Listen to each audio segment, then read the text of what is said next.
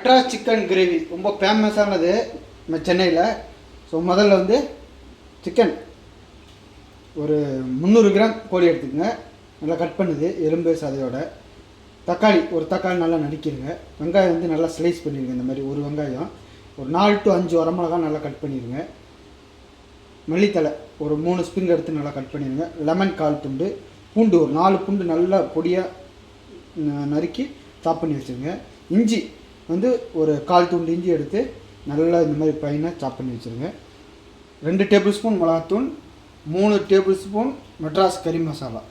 So உங்கள்கிட்ட மெட்ராஸ் கறி மசாலா கிடைக்கலன்னா நார்மலாக கிடைக்கிற கறி மசாலா யூஸ் பண்ணிக்கிங்க.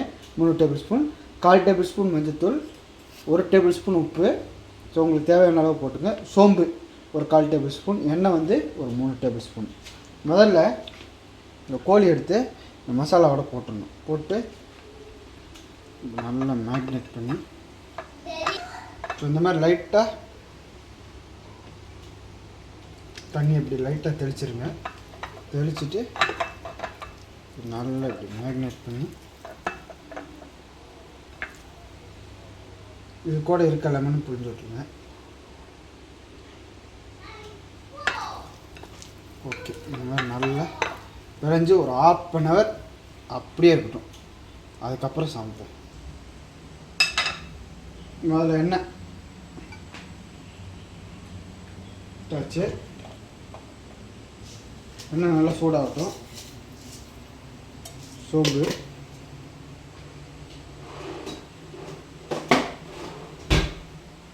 சோம்பு நல்லா பொரிஞ்சு வரட்டும்.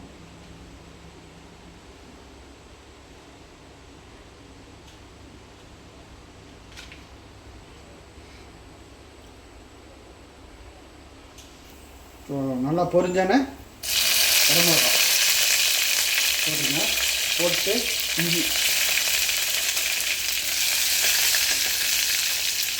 இஞ்சி நல்லா கோல்டன் ப்ரௌன் வர வரைக்கும் நல்லா கிண்டிங்க.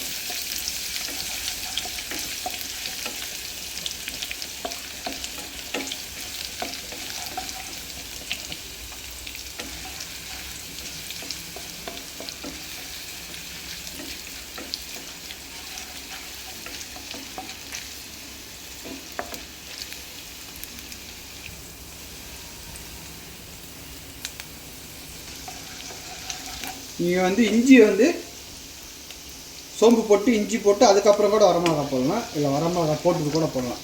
ஒரு டைம் வரமிளகா லைட்டாக கருகும். ஸோ பார்த்துக்குங்க. ஸோ இந்த ஸ்டேஜில் பூண்டு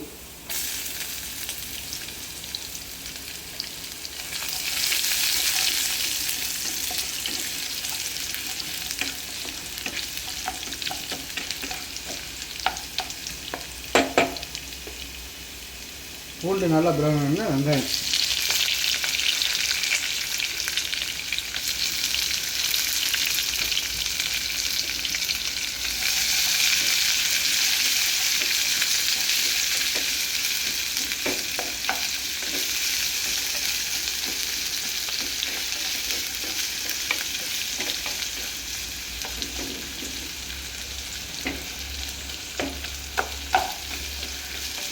வெங்காயம் நல்லா வதங்கட்டும்.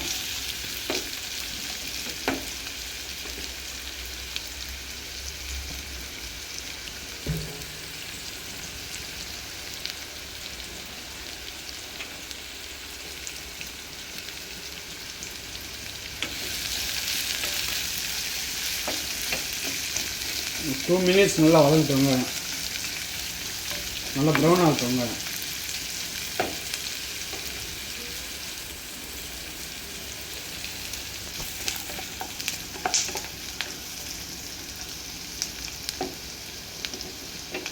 நல்லா கோல்டன் ப்ரௌன் ஆகட்டும் வெங்காயம்.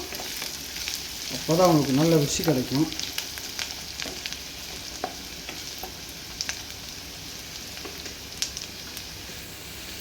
ப்ரௌன் ஆகிட்டானே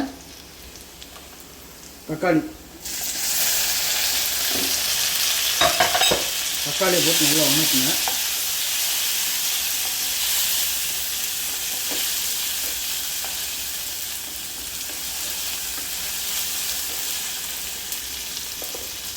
தக்காளி போட்டு நல்லா வதங்கினோன்னு ஒரு 1 மினிட் கழித்து இறச்சி மசாலா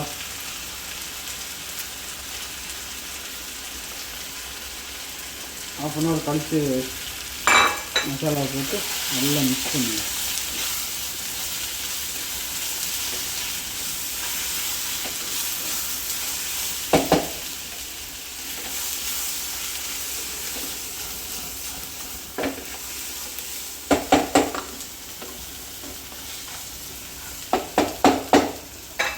இப்போ வந்து தண்ணி பார்த்தீங்கன்னா இந்த கோழி அளவுக்கு தான் வரணும்.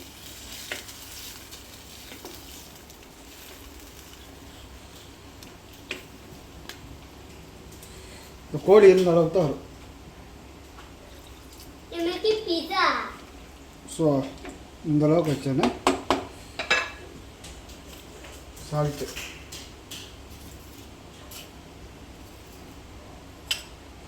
போட்டு நல்லா மிக்ஸ் பண்ணிட்டு இப்படியே மூடி ஒரு 15 மினிட்ஸ் நல்லா கொதிக்க விடுங்க.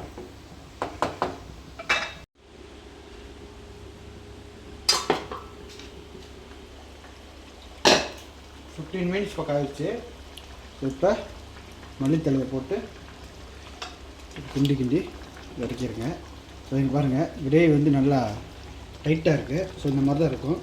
நீங்கள் கோழி அளவுக்கே தண்ணி ஊற்றிங்க. கோழிக்கு மேலே தண்ணி வர அளவுக்கு ஊற்றினா தண்ணி ஆயிடும். ஸோ கோழி எந்த அளவுக்கு இருக்கோ அதே அளவுக்கு தண்ணி ஊற்றினீங்க உங்களுக்கு நல்ல செமி கிரேவியாக கிடைக்கும். மசாலாவுக்கு அது இருக்கும். ஸோ மறக்காமல் ட்ரை பண்ணி பாருங்கள். செம்மையான கிரேவி.